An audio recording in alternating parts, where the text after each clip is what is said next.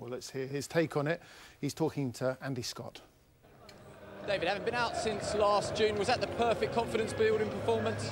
Yeah, it was best of both, really. I got a few rounds under my belt and I finished it off with the stoppage.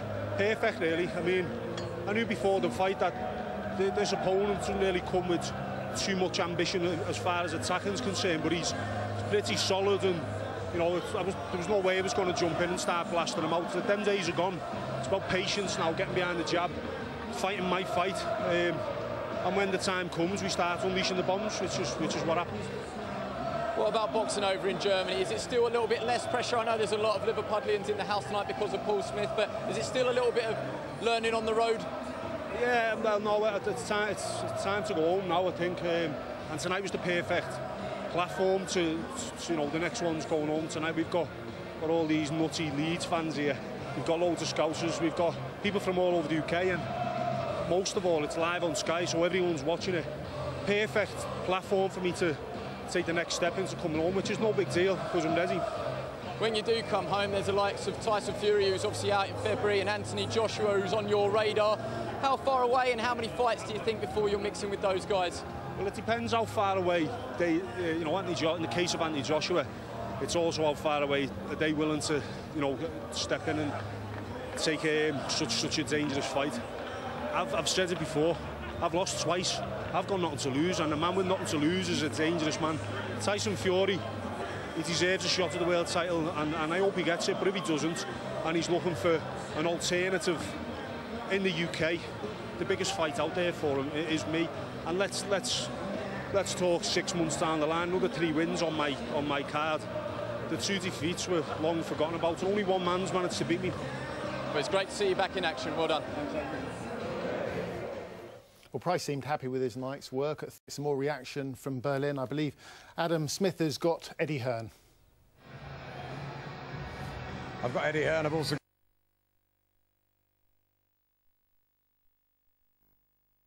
have to be there right now. Maybe be there in 6 months, a year. Well, let's get some more reaction from Berlin. I believe Adam Smith has got Eddie Hearn. I've got Eddie Hearn, I've also got Johnny Nelson. First of all, I want to ask you, Johnny, his 19th win, David Price. He took his time. Is there a different feeling there? You heard what he said in the interview. Sort of, he's looked at Vladimir Klitschko, hasn't he? And he's thought of a different way. I think each fight since he lost to Thompson has been a building block to work on confidence, work on stamina, work on punch power, just to get him to feel comfortable and believe in himself. He's now saying, look, I'm ready to go home now. I'm ready, I can handle the pressure. And I think he's learnt something each fight. He's had to grow up in front of us all, and unfortunately he's had to get criticised as well. Sound like there's some pressure relieved off those big shoulders. He got a knockout win, Eddie Hearn. So that was impressive in itself. It was. I mean, look, it's hard to be critical of David Price because he's such a nice bloke, but if you want to be honest, it wasn't the most impressive performance in my opinion. It wasn't explosive. He looks like he's searching for that confidence, which is understandable, but you know, we're talking about a guy who suffered 2 defeats a long time ago now. And it looks like he's gone backwards. And you know, I don't mean to be critical, but I hear a lot of people saying he's taking his... For me, you want a fighter to go out and make a statement, and I know he's got to find that confidence. He's learning new things, but he said in the interview, Eddie, that he's not going to do that anymore. He's not going to just go straight for the KO. He's going to take his time. He's going to get involved. It was, you're right, it was slow. It was laborious for a few rounds, but he got the job done. Yeah, but in these kind of fights, it's how you get the job done. When you're showcased in an arena like this, you're live. You know, don't forget this is a British fighter who's boxing, you know, predominantly abroad right now. He's back live on UK TV. It's a chance to go out and really establish himself in the division. It wasn't, in my opinion, a performance where you know the likes of Joshua and Fury are going to sit back and say, "What? We can't get in the ring with this guy." David Price is a quality heavyweight, and by the way, he hits very, very hard. Potentially one of the hardest punches in the division. But just for me, it wasn't a performance that people are going to be shouting. So if you're saying it's not a sizzling statement, you'll put Anthony Joshua, your man, in with him pretty soon. I'd do that.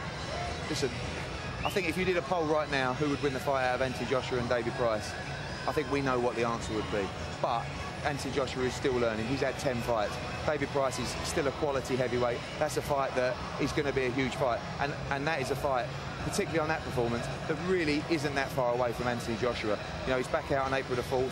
Kevin Johnson on April the 25th, and from there, you know... Price wants to come back to the UK, so what a fight for Liverpool. Yeah, I think Callum's talking about potentially doing something in May with Price, and then after that, why not? You know, it's a great fight. Two very big men, you know, two athletes as well. But for me, I mean, we all know Joshua would have got that guy out there in a minute of the fight.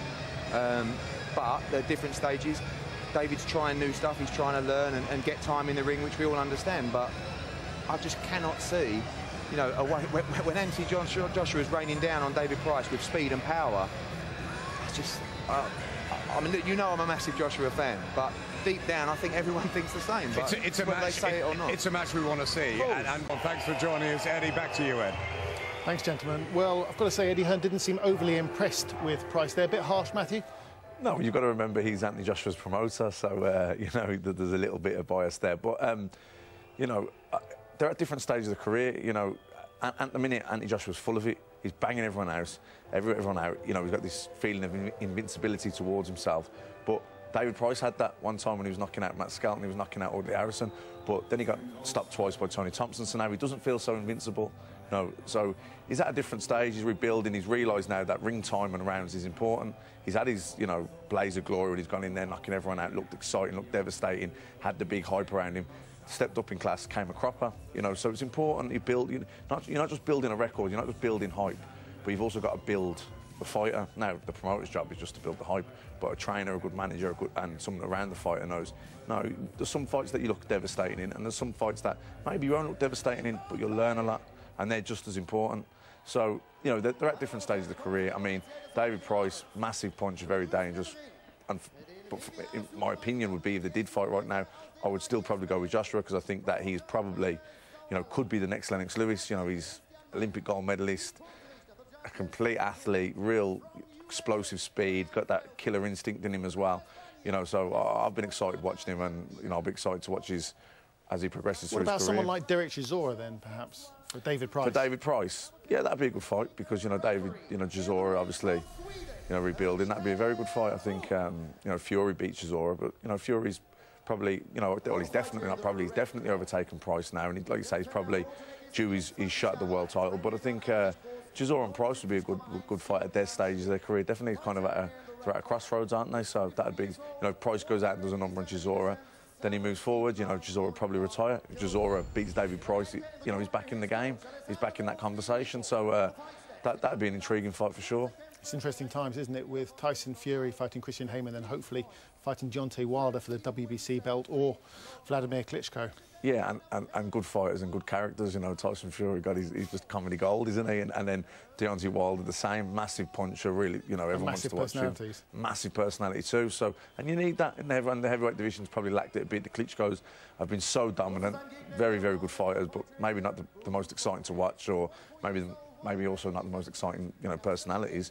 Nice people, but, you know, they're not sort of flamboyant or controversial, where Fury, Wilder, they are. So, yeah, it's good to see the bit of glamour and glitz coming back into the heavyweight division.